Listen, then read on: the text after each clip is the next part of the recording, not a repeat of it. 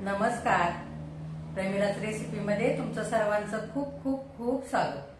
आज आपल्याला नवरात्रीच्या उपवासासाठी मस्त असा वरईचा भात आणि सोबतच ओल्या भुईमुगाच्या शेंगा सोलून केलेलं ओल्या शेंगदाण्याचं मस्त असं झिरकं तयार करायचं, किंवा तुम्ही ह्या झिरक्याला शेंगदाण्याची आमटी सुद्धा म्हणू शकता. तर आता वरीचा भात आणि असं ओल्या शेंगदाण्याचं झिरकं करण्यासाठी काय काय साहित्य लागणार आहे आणि ते कसं तयार करायचंय हे बघण्यासाठी लगेचच किचन मध्ये जाऊया. त्याआधी जे कोणी माझ्या रेसिपीज नव्याने बघत आहेत त्यांनी माझ्या चॅनेलला जरूर सबस्क्राईब सुद्धा करायचं आहे आणि कमेंट करायला अजिबात विसरायचं नाही. तर आता वेळ न घालवता आपण आपल्या रेसिपीला लगेचच सुरुवात करूया. आता आपल्याला नवरात्रीच्या उपवासासाठी वरईचा भात आणि सोबतच ओल्या भुईमुगाच्या शेंगा सोलून काढलेल्या शेंगदाण्याचं मस्त असं झिरकं तयार करायचंय. तर इकडे मी भुईमुगाच्या शेंगा सोलून हे ओले शेंगदाणे काढलेले अर्धी वाटी घेतलेले. इथे ओला नारळ खरवडून घेतलाय अर्धी वाटी, 1 वाटी वरई घेतले, 1 चमचा लिंबाचा रस घेतलाय, 2 चमचे शेंगदाणे भाजून ओबडधोबड केलेलं कूट घेतलंय. इथे 4-5 मिरच्या तुकडे करून घेतल्यात. इथे मिरची आणि थोडंसं आलं त्याचा ठेचा घेतलेला आहे. इथे आलं किसून घेतलंय थोडंसं. इथे अर्धा चमचा साखर घेतलेले, जिरे घेतलेत अर्धा चमचा, कोथिंबीर घेतली थोडीशी स्वच्छ धुवून कापून घेतले आणि मीठ लागेल. आता आपण आधी शेंगदाणे भाजून घेऊया. आता शेंगदाणे भाजण्यासाठी मी इकडे पॅन ठेवलेला आहे आणि भुईमुगाच्या ओल्या शेंगा सोलून आपण हे शेंगदाणे काढलेले ते आपण भाजण्यासाठी घालूया आणि भाजून घेऊया. भाजून शेंगदाणे घेतले की झिरक्याची चव खूप छान लागते. आता शेंगदाणे भाजायला लागलेले आपण ह्या 3-4 मिरच्या अशा तुकडे करून घेतलेल्या त्या घालूया. म्हणजे मिरच्या सुद्धा शेंगदाण्यासोबत छान भाजल्या जाते.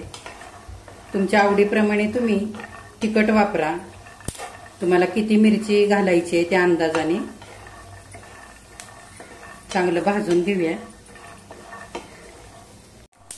हे बघा शेंगदाण्याला हलके हलके डाग पडलेले. ह्याच्यापेक्षा जास्त नाही भाजायचं. आता झालेले शेंगदाणे भाजून आपण गॅस बंद करूया आणि हे शेंगदाणे थंड होण्यासाठी काढूया. आता भाजून घेतलेले शेंगदाणे थंड होत आहेत तोपर्यंत आपण वरईचा भात करूया. वरईचा भात करण्यासाठी वरई आपण भाजून घेऊया. आधी वरई चांगली भाजून घेतली की भात चांगला मोकळा मोकळा होतो आणि फुलतो सुद्धा छान. हे बघा वरईचा हलकासा सुगंध सुटलेला आहे. अशी वरई भाजून घ्यायची. आपण बिना तेल घालताच ही वरई भाजून घेतलेली. आता ही भाजलेली आहे आपण काढून घेऊया. आता वरईचा भात करण्यासाठी मी परत पॅन ठेवलेला आहे गॅसवरती. आपण 1 पळी भरून तेल घालूया. तेल चांगलं गरम होऊ द्यायचं. तेल गरम झालेलं आहे. आपण थोडेसे जिरे घालूया आणि जिरे चांगले फुलू द्यायचे. आता जिरे चांगले फुललेले आपण 1 चमचा भरून मिरचीची पेस्ट घालूया. तुम्हाला भात किती तिखट करायचा आहे त्या अंदाजाने घालायची मिरचीची पेस्ट केलेली. चांगलं परतवून घेऊया.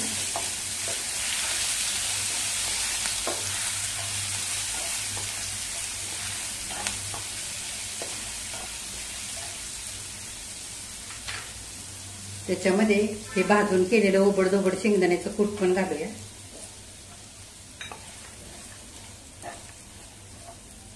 आणि आता भाजून घेतलेली वरई घालूया.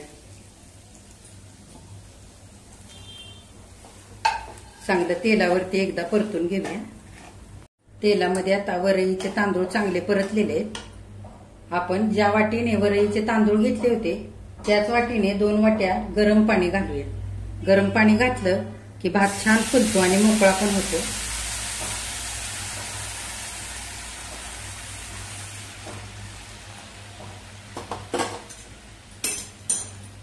चांगलं हलवून घ्यायचं आणि चवीनुसार मीठ घालूयात.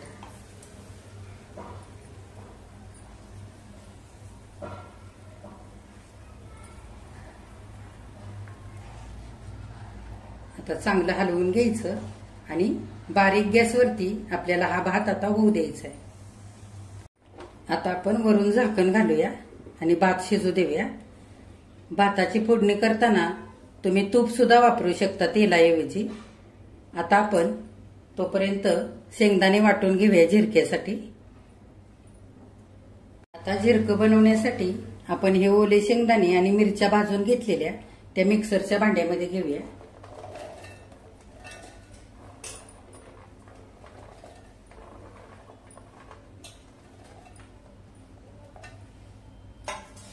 त्याच्यातच हे ओलं खरवडलेलं खोबरं ते पण घेऊया.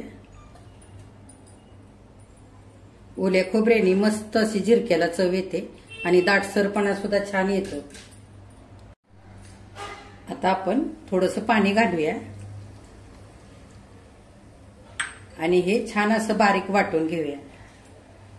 हे बघा 4-5 मिनिटं झालेली आहेत आपल्या भाताला. आपण भात बघूया. हे बघा पाणी सगळं आटलेलं आहे. अजून थोडंसं बाकी आहे. भातही शिजलेला आहे. आता उरलेलं पाणी आटेपर्यंत आपल्याला आता हा भात शिजवून घ्यायचा आहे. आणखी 2-3 मिनिटं झाकून ठेवूया.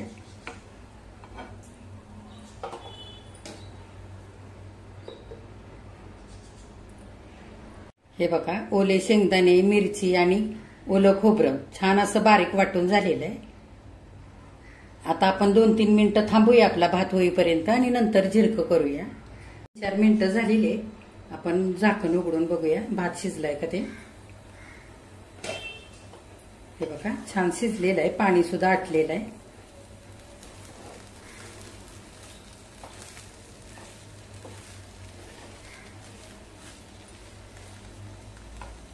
हे बघा अगदी मऊ झालेला आहे मस्त. आता आपण गॅस बंद करून झाकून ठेवूया. भात आणखी छान मोकळा मोकळा होईल. आता झिरकं करण्यासाठी मी गॅसवरती कढई ठेवलेली आहे. आपण एक पळी भरून तेल घालूया.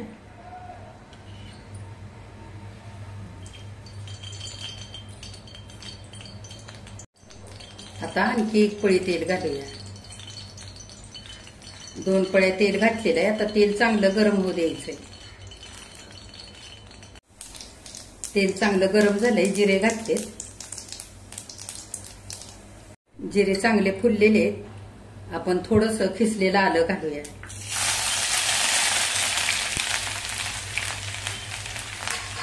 तुम्ही जर उपवासाला आलं, कोथिंबीर, जिरे खात नसाल तर नाही घातलं ना तरी सुद्धा चालेल.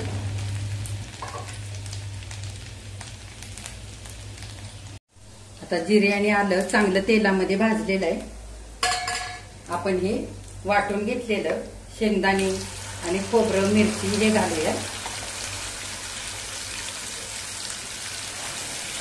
चांगलं तेलामध्ये हलवून घ्यायचं.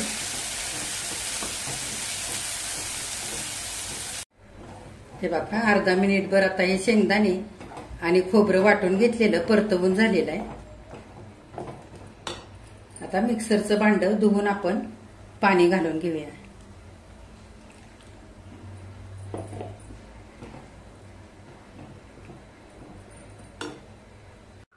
आता झिरकं किती पातळ करायचंय त्या अंदाजाने पाणी घालूया.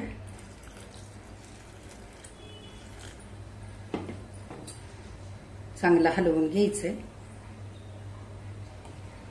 हे बघा मी आणखी थोडंसं पाणी घातलं. एक मोठा ग्लास भरून साधारण पाणी घातलेलं आहे. हे बघा ह्या पद्धतीने घट्ट ठेवलेलं आहे. आता हे चांगलं उकळल्यानंतर आणखी थोडंसं घट्ट होईल. आता आपण थोडासा लिंबाचा रस घालूया आणि साखर घालूया. म्हणजे या झिरक्याला आंबट, गोड, तिखट अशी चव छान येईल. तुम्ही साखरेऐवजी थोडासा गूळ पण घालू शकता. त्याच्यामध्ये थोडीशी कोथिंबीर पण घालूया. तुम्ही खात असाल कोथिंबीर तरच घाला, नाहीतर नाही घातली तरी पण चालेल. कारण बरीच लोक उपवासाला कोथिंबीर खात नाहीत. आणि चवीनुसार आता मीठ घालूया.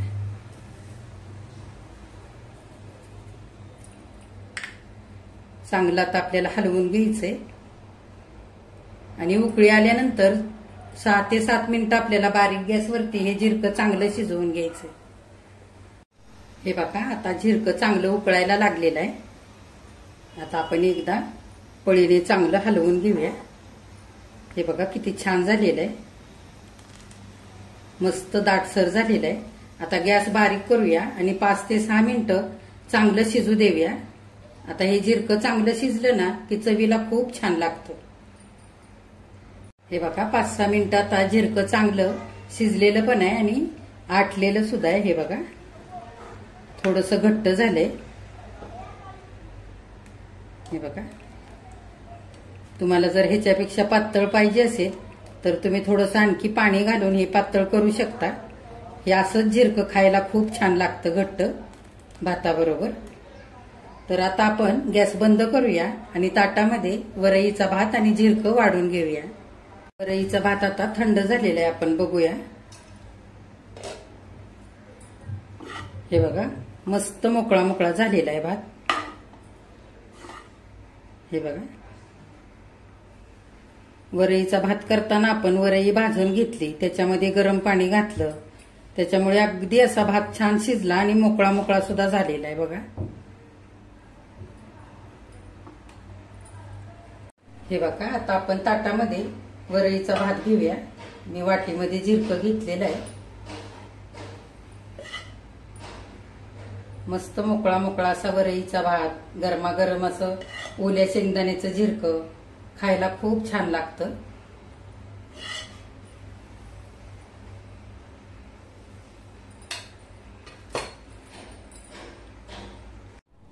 हे बघा, नवरात्रीच्या उपवासासाठी वरईचा भात, भुईमुगाच्या ओल्या शेंगा सोलून केलेलं ओल्या शेंगदाण्याचं आंबट गोड तिखट जिरकं खाण्यासाठी तयार झालेलं आहे. किती मस्त झालंय बघा.